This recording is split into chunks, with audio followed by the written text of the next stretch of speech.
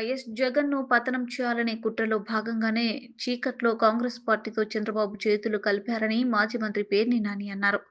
ఆయన తాడేపల్లిలోని వైఎస్ఆర్సీపీ కేంద్ర కార్యాలయంలో మీడియా సమావేశంలో మాట్లాడుతూ, వైఎస్ జగన్ 10 ఏళ్లుగా ఎల్లో మీడియా విషయం చిమ్మిన రోజులు లేదన్నారు. జగన్ వ్యక్తిత్వాన్ని హననం చేసేందుకు కుట్రలు పన్నుతున్నారు.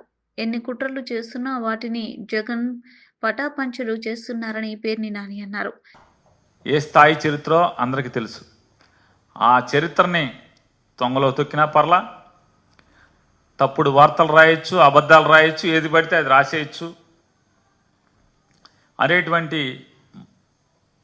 ఒక బాధ్యతను భుజానికి ఎత్తుకుని ఆయన వాళ్ళు రాస్తాడు. జగన్కు అదానీ లంచం 1750 కోట్లు.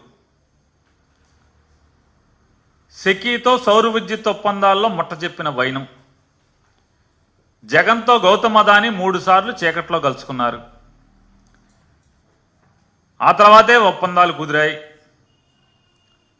అంతర్జాతీయ స్థాయికి జగన్ అవినీతి ఏంటి? పుష్ప అంటే నేషనల్ కాదు ఇంటర్నేషనల్ అని ఈ మధ్య సినిమా వచ్చింది, అది కూడా రాశాడు రామోజీరావు గారి అబ్బాయి ఇవాళ పేపర్లో. మీరు గురువింద గింజలాగా అయిపోయారు రామోజీరావు గారి అబ్బాయి గారు. అసలు మీ ఫ్రెండు, మీ నాన్నగారి ఫ్రెండు, మీ ఫ్రెండు చంద్రబాబు నాయుడు ఎప్పుడో ఇంటర్నేషనల్, పుష్ప ఈ మధ్య వచ్చింది ఇంటర్నేషనల్. సింగపూర్ కథ మర్చిపోయామా? ఈశ్వరన్ కథ మర్చిపోయామా? సింగపూర్లో మలేషియాలో హోటళ్ళు మర్చిపోయామా? ఈశ్వరన్ జైల్లోకి వెళ్ళాడు తెలుసు కదా, తెలీదా? కనపడదు, వినపడదు. రామోజీరావు అబ్బాయి కనపడదు, వినపడదు. మంది పెద్ద పుష్పం, చంద్రబాబు పుష్పం ఎప్పుడో ఇంటర్నేషనల్.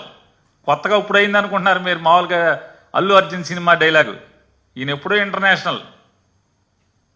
ఇవాళ ఈ గురువింద సామెతగా వీళ్ళు ఈ తప్పుడు వార్తలు రాస్తూ, అసలు రాయటానికి వీళ్ళ అర్హత ఉందా? ఒకటికి నీతి చెప్పే అర్హత ఈ పేపర్కు ఉందా అని అడుగుతున్నాను. రిజర్వ్ బ్యాంక్ ఆఫ్ ఇండియా రూల్స్ని తొంగలో తొక్కి, కేంద్ర ఆర్థిక శాఖ చట్టాలని ఏమార్చి, ఊరూరా చీటీల కంపెనీలు పెట్టి